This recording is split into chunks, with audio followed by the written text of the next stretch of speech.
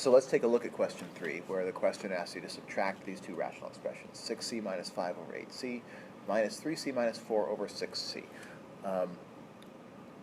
How did you initiate this problem? What's the first priority that you had in subtracting these two fractions? Yes, anytime you're subtracting fractions, top priority is to get the denominators to be the same. You can go nowhere until that happens. All right, so how did you figure out what denominator would be useful as a common denominator for these two fractions?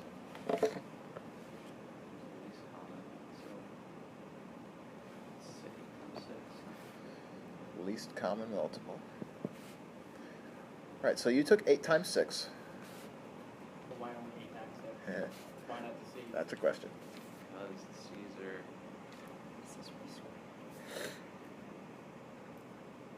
Hardly correct. That's not the way you should answer that question. Okay. I don't know. So we do still want the C. In fact, you used the C in your example as part of your least common multiple, right? C's always equal to 1. Well, so remember your term. You're going for the least common denominator. So There's nothing less than 1. well, keep in mind C to the C's power in both one. of them. Negatives. Yeah. C's already in both of them, so it's already common between the two of them. Right. That's why specifically we choose it to be the terminology be the least common multiple, because we notice that if they're not, if it's not like if I had a C squared, I would notice that the two aren't exactly completely the same. Right. So, right, we want to figure out how to make a denominator of which both 8c and 6c go evenly into, right? And so the number of powers of c that we use has to at least be 1 if we want it to be a common multiple, because otherwise we're not going to be able to have c go into it evenly. But also we need 8 and 6 to both go into that multiple evenly. So 48 is one example of a common multiple of 8c and 6c. But I don't think it's the least common multiple. Is this the denominator that everybody used? I use 48 too. You used 48? Yeah. In fact, I think I saw everyone. Dad, did you use 48? There are What did you use smaller here? ones. Yeah. 24. Yeah. Yeah. Yeah. So the least common multiple would be 24c. And again, when you're adding or subtracting fractions, you don't always have to go for the least common multiple. You can go for any common multiple at all, and you'll get it right, as long as you do the whole process correctly. Just if you don't use the least common multiple, then you probably are going to have additional simplifying to do at the end of the problem to reduce your fraction back into lowest terms. Which I believe Regardless you of both did. Yeah, you did, yeah, which is fine. It all works as long as you're comfortable It's easier. simplifying at the end of the problem. Which is totally fine. Yeah. It's just, so, like, remember what I said? Where terminology is very important. I got tripped up with terminology.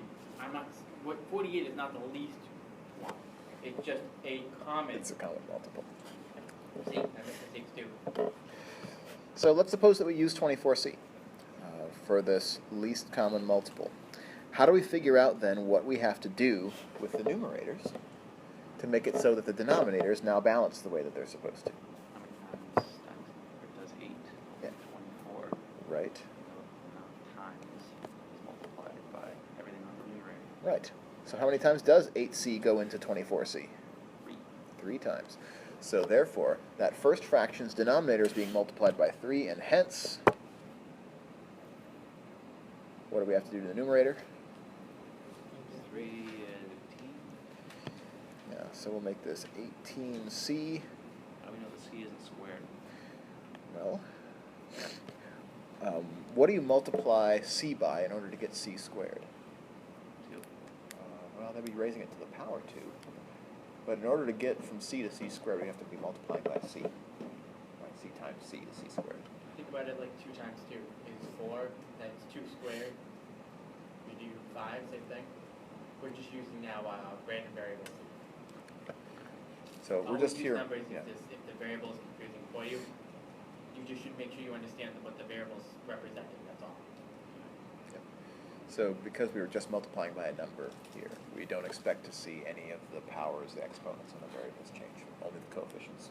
8c becomes 24c.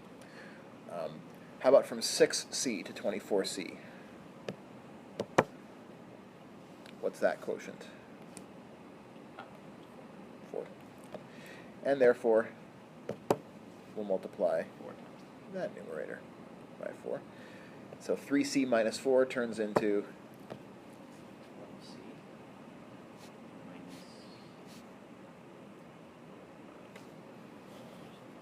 4 times 4 for 16. Okay, so now we've balanced both of the numerators and denominators of these fractions. Now we have to, since we have common denominators, it's time to actually do the subtraction. So how do you subtract two fractions when they have a common denominator? subtract the numerators. Subtract the numerators, exactly. Order. And yeah, in order, exactly. The first one minus the second one. And here's a place where I saw at least a couple of you make the same error in the subtraction process. What was the error? We subtracted the two negative numbers instead of adding them because two negatives next to each other. Yes, exactly. And the way that I conceptualize that way of thinking is that it makes it easier to think of putting parentheses around these numerators. To remind yourself that when you subtract the second numerator from the first, what you're really subtracting is the quantity 12c minus 16 from 18c minus 15. And having those parentheses there will remind you to do this. Distribute the minus sign to those two terms, which is just another way of saying that we're subtracting 12c, but we're really then adding 16. Let me take those parentheses away. So that's a very common source of error in problems where you have to subtract one fraction from another, is forgetting that that second numerator really should have parentheses around it to group both of the terms in that numerator together. And then what's the end game? What do I have to do here? What did you say? How do I finish?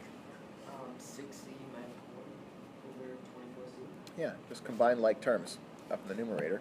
And my denominator is 24c. And I can look upstairs, I can look downstairs, and realize that there's no factoring that I can do, upstairs or downstairs. And if I can't do any factoring, then I can't do any canceling. If I can't do any canceling, then I must be in lowest terms.